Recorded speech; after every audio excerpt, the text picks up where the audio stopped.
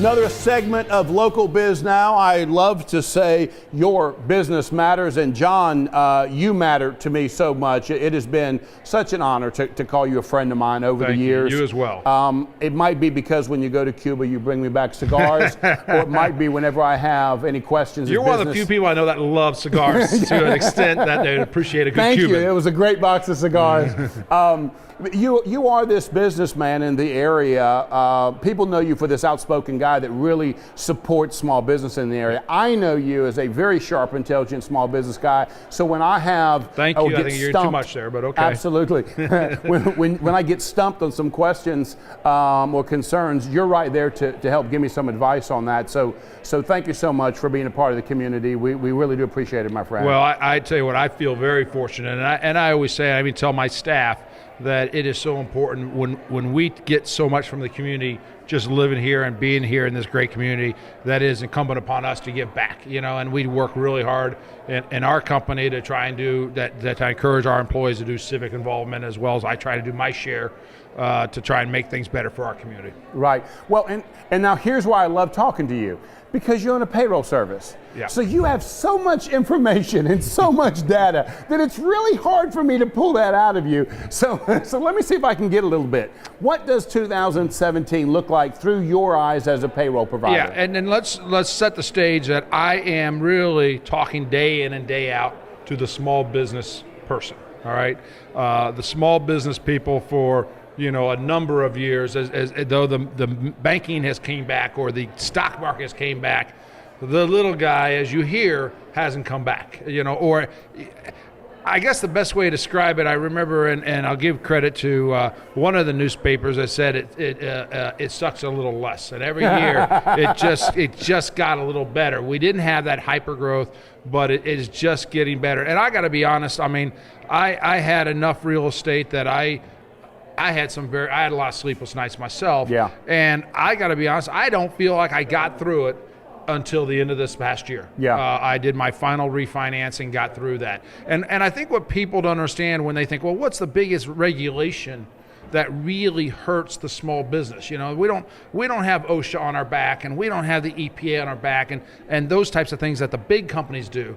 But if I had to narrow it down to one thing, it would be Dodd-Frank, because it limited the capital of the small business guy. Right. I always say when you have, as a small business owner, if you have $50,000 and you have $100,000 of debt, you don't keep that rainy day fund. You go out and get a line of credit, and then you take that $50,000 and pay down that debt. Right. And you have a line of credit as your rainy day fund. Right. Well, what happened? The big banks, when this recession hit, a number of years ago, what did everybody do? They cut their line of credit, and it cut all the comfort. Knees right out from under. Yeah, right. It cut the knees right out, and it just scared a lot of people. And again, we are coming back from that now, but it's interesting. I remember in 2005, 2006, 2007, I remember cutting some amazing bonus checks at the end. I mean, I'm talking. Right. 7- and 8-figure checks for bonuses. And we're happy to do it. And yeah, I'm thrilled because, I'm excited for the companies that I'm doing that for, right? You're excited to go, man, this guy's winning, or this gal's winning, you know? And I just did not see that, or it got very, very few and far between in these past years. Now, I'm starting to see it uptick, and I think with this, the administration coming in today, I do see a lot of optimism from the business community along those lines, right? And it's just as like I said, he's put a lot on his plate. He's got a lot he's got to do, or he promised to do, and that's going to be a challenge. But by the same token, there's a lot of room to really there's a lot of run room that we could have if we could just get that growth fueled at the right level that it needs to be. Right. I know the Gala is getting ready to start. One final thing. What has the Chamber meant for you and your business? Because I've watched you grow your business over the years, and I know the Chamber was a big part of that. The Chamber's been an astronomical part of it, and we made a decision early on to really focus on this business community. And today, we process almost 1,000 payrolls in 40 different states. But the reality is they all are based in North Carolina or South Carolina, and they have employees elsewhere. But Lake Norman has always been our very strong market share and the people, and that all came from the chamber. That came from meeting belly button to belly button, one person at a time, and just going out there and doing a great job. Yeah, and well, you are old school sales. I mean, that is. We try to differentiate. Some of there's a lot of major companies out there that we have to compete with, and they bring on a lot of new clients, and they have a model that moves a lot of them out the door. And I do not have that sales force, so when I get a client, it's very important to me that my retention rate is astronomical, right. And we are an order of magnitude better than the majors relative to our retention rate of keeping our clients and keeping them happy. Right. And that's part of just being part of the community and being involved in the community and trying to be listening when they say, hey, I'm needing this or I want this, and it's being close enough to them. Quickly, list a lot of the services that you provide, because it's not just payroll. And one of the things we're doing now is when I started PayrollPlus in 1996, we were really a timekeeping payroll processing company. And that's really what we did. We processed payroll, we kept the time, we paid all the taxes and did the W-2s and all this general stuff relative to payroll.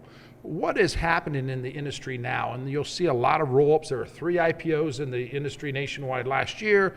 We've got a lot of competition. There's a lot of money getting thrown at the industry. But what they're doing is now the buzzword is human capital management. It's not timekeeping, it's payroll. It's timekeeping, it's payroll. Now, hey, maybe I want to do applicant tracking, or maybe I want to do online onboarding, right? I mean, you're hiring 30 or 50 people a week.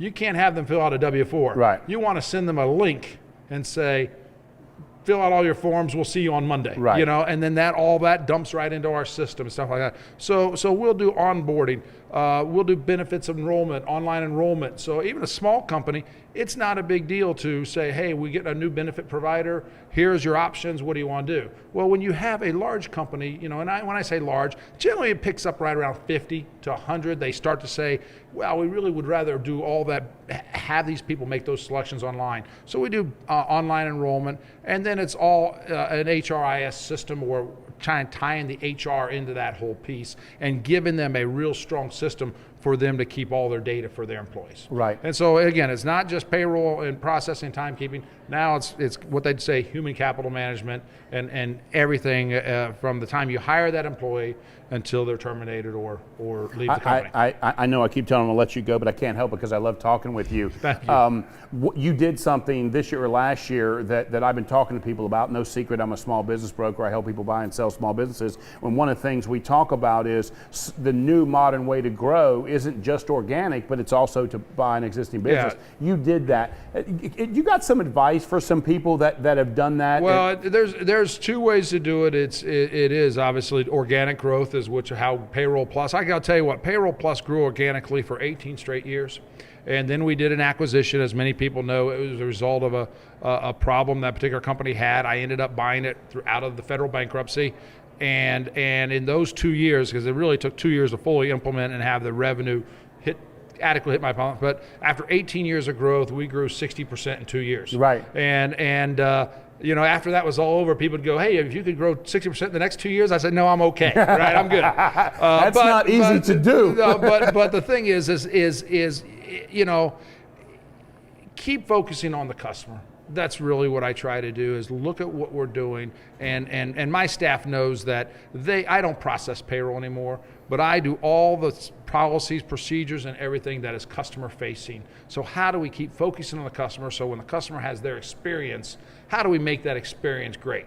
And frankly, we have some competitors that you get on their platform and you're a number, and so we can really differentiate ourselves by really focusing. And so, when I go out to this event today, a lot of those people are my customers that I've built over 20 years. So, absolutely. And the Chamber has really been the core of making that happen. And it's then building the relationships that allow you to grow into Charlotte and grow into Cabarrus County and grow into Lincoln County and Catawba. And next thing you know, you're in Greensboro and Hickory and stuff. And so that's how we've kind of spread out over the years. And it's been a very rewarding experience. It's not without its challenges. Sure.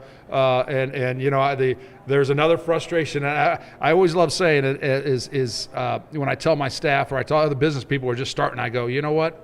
If you like the way things are going, stay humble, because in 3 days it's going to change. Yeah. All right? But if you don't like the way things are going, have hope, because in 3 days it's going to change. And you just got to get used to that roller coaster, and that's part of the fun of being an entrepreneur. Absolutely. Thank you so much for taking the time. appreciate I know having me. your wife is waiting for you, She so I is. cannot ask any more questions. No, I appreciate it, and thanks for having me on. Thank you, my friend. I appreciate it. Talk to you soon.